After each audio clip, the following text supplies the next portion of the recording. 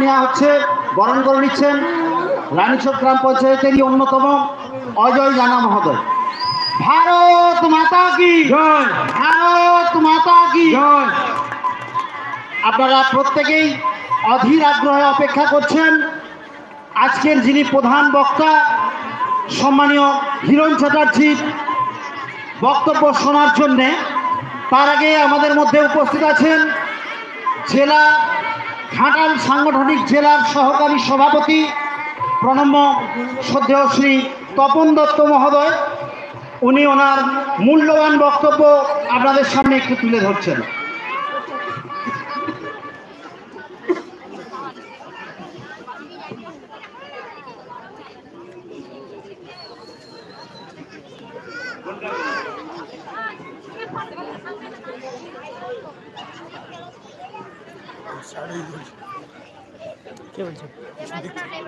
আমি থাকবো, আমি দেখাবো। তাই সম্বোধন করা ছাড়া সময় নেই, যেহেতু সোনাখালীতে আরেকটি সভা রয়েছে। আমরা ছোট থাকায় আমরা আমাদের এই অঞ্চলের এবং এই মণ্ডলের বহু নেতৃবৃন্দ বসাতে পারিনি। আমরা দুঃখ প্রকাশ করে বলবো যে যেহেতু কম টাইমের মধ্যে আজকেই সকালবেলা গতকাল রাত্রিতে ঠিক করা হয়েছে যে সম্মানীয় হিরণ চট্টোপাধ্যায় সোনাখালীতে আসবেন, সেই সোনাখালীতে আসা উপলক্ষে যে যদি একটা ছোট সভার আয়োজন করেন, তো এই রানীচক অঞ্চলের নেতৃবৃন্দ তারা আয়োজন করেছেন। আমরা তাদের ধন্যবাদ জানাই, তাদেরকে অভিনন্দন জানাই যে অল্প সময়ের মধ্যে তারা আজকে এখানে একটি সভার আয়োজন করেছে। আমি তাদের সকলকে, যারা যেভাবে সহযোগিতা করেছেন, তাদের সকলকে আমি অভিনন্দন জানাবো।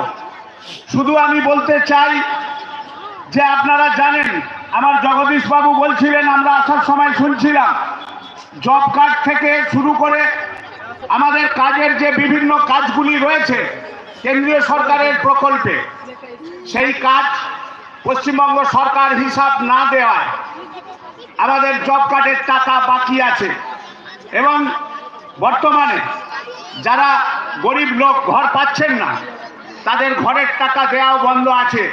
আপনি নিশ্চিত থাকুন, জব কার্ড একটা জাতীয় কর্মসূচি। এই জব কার্ডের টাকা যারা সত্যিকারের কাজ করেছেন তারা পাবেন। গ্রাম পঞ্চায়েত প্রধান আছেন, এই প্রধানের আমলে নয়, অতীতে যারা ছিলেন একই ফ্যামিলিতে ভাইকে আলাদা করা হয়েছে, মাকে আলাদা করা হয়েছে, বউকে আলাদা করে দেওয়া হয়েছে, তার অন্যান্য প্রতিনিধিদের আলাদা করে সম্পূর্ণ অবৈধ। আমরা দেখেছি যার দোতলা পাকা বাড়ি, তাকে আলাদা জায়গায় টাকা কখনো দলের কিছু ফান্ডে আছে, আবার অন্য জায়গায় তারা বিভিন্নভাবে সেই লোক টাকা নিয়েছে। আমাদের এই এলাকার সোনার কাজে ভারতের বিভিন্ন শহরে মানুষরা থাকেন, ইয়াং ছেলেরা থাকেন, আমরা দেখেছি জব কার্ডে তাদের নাম দিয়ে টাকা তোলা হয়েছে। আপনারাই বিচার করে বলুন, তাদের এইভাবে চলতে থাকলে একটা দেশ চলতে পারেনি। আজকে আপনি যে রাস্তার উপর বসে আছেন, এই রাস্তাটাও প্রধানমন্ত্রী সড়ক যোজনা। আপনি এখান থেকে চাইপাট যাবেন, প্রধানমন্ত্রী সড়ক যোজনা। আপনি এখান থেকে ঘাটাল যাবেন, প্রধানমন্ত্রী সড়ক যোজনা। এখান থেকে কৈজুড়ি থেকে গোপীগঞ্জ যাবেন, সমস্ত প্রধানমন্ত্রী সড়ক যোজনা। আপনি যেখানে যাবেন সেখানেই প্রধানমন্ত্রী সড়ক যোজনা। আপনি বিধবা ভাতা পান, বার্ধক্য ভাতা দেন, বিকলাঙ্গ ভাতা পান, তার ৭৫-১০০০ টাকা দিলে তার ৭৫০ টাকা দেয় কেন্দ্রীয় সরকার। আর এখানে মমতা বন্দ্যোপাধ্যায়ের সরকার বলে আমি দিলাম। সত্যি কি তিনি দিলেন? তিনি দিলেননি। তাহলে এরকম একটা অবস্থার মধ্যে মিথ্যে প্রচার করে তৃণমূল কংগ্রেসের যারা আজকে প্রতিনিধিত্ব করছেন, আপনারা আমাকে এই মঞ্চে দেখেছেন, আমি তৃণমূল কংগ্রেসের প্রচার করতাম, আমি তৃণমূল কংগ্রেসের দলকে প্রতিষ্ঠিত করেছিলাম।